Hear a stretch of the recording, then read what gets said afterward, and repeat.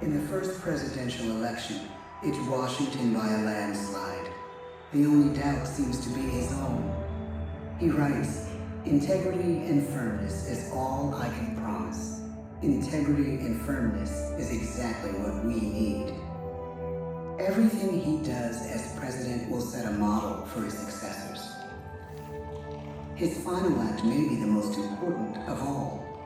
After 2 terms, with no term limit in the Constitution and in words we can never forget.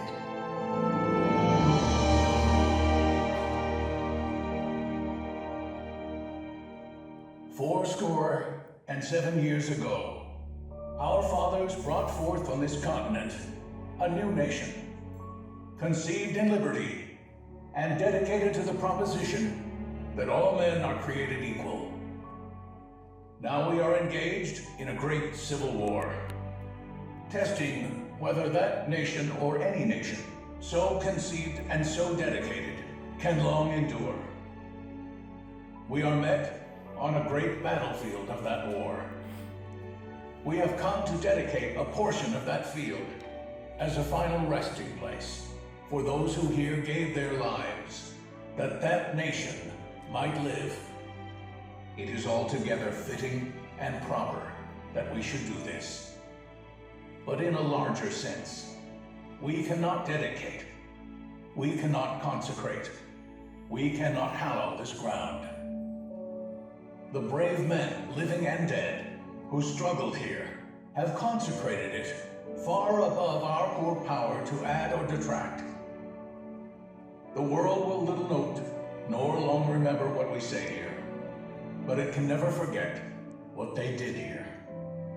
It is for us, the living, rather, to be dedicated here to the unfinished work which they who fought here have thus far so nobly advanced. It is rather for us to be here dedicated to the great task remaining before us, that from these honored dead we take increased devotion to that cause for which they gave the last full measure of devotion. That we here highly resolve that these dead shall not have died in vain, that this nation, under God, shall have a new birth of freedom, and the government of the people, by the people, for the people, shall not perish from the earth. The blood of over 500,000 Americans is spilled in this Civil War. President Lincoln's enduring hope is to give true meaning to the sacrifices of so many, to lead us to that new birth of freedom. With the end of the war and the end of slavery, a new birth truly begins. Ladies and gentlemen, the Presidents of the United States of America.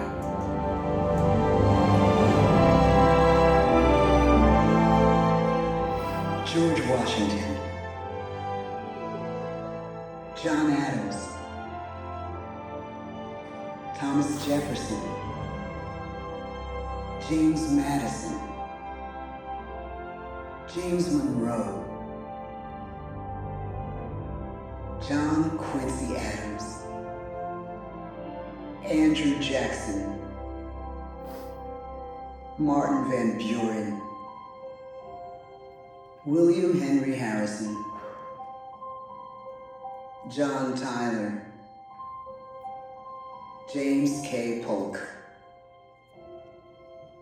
Zachary Taylor, Millard Fillmore, Franklin Pierce, James Buchanan, Abraham Lincoln, Andrew Johnson, Ulysses S. Grant, Rutherford B. Hayes, James A. Garfield, Chester A. Arthur, Grover Cleveland, Benjamin Harrison, William McKinley, Theodore Roosevelt, William Howard Taft, Woodrow Wilson, Warren G. Harding, Calvin Coolidge,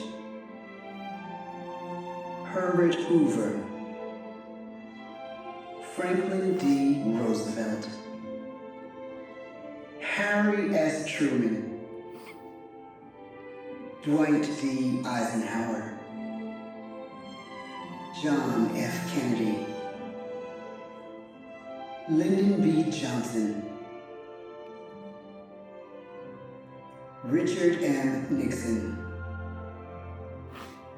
Gerald R. Ford, Jimmy Carter, Ronald Reagan, George Bush, Bill Clinton, George W. Bush, Barack Obama, Donald Trump.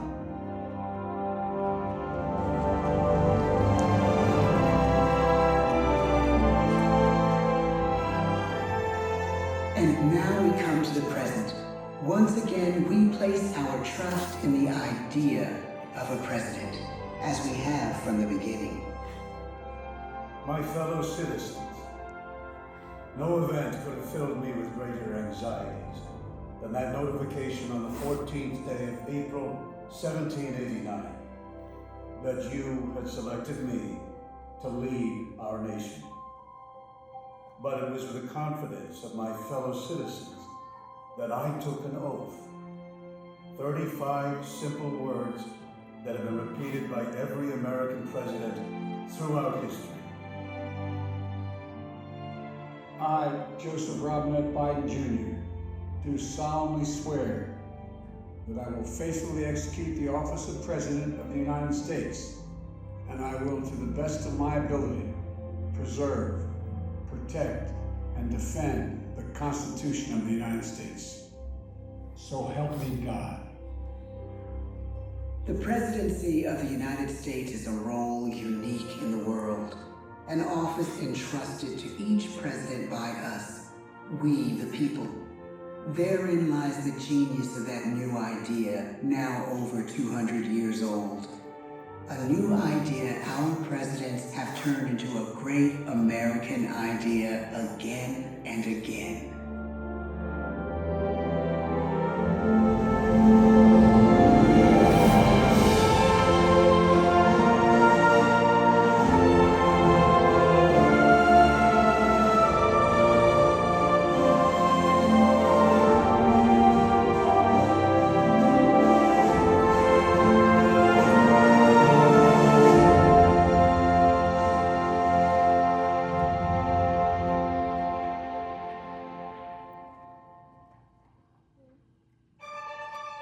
Thank you very much, folks. This concludes our presentation.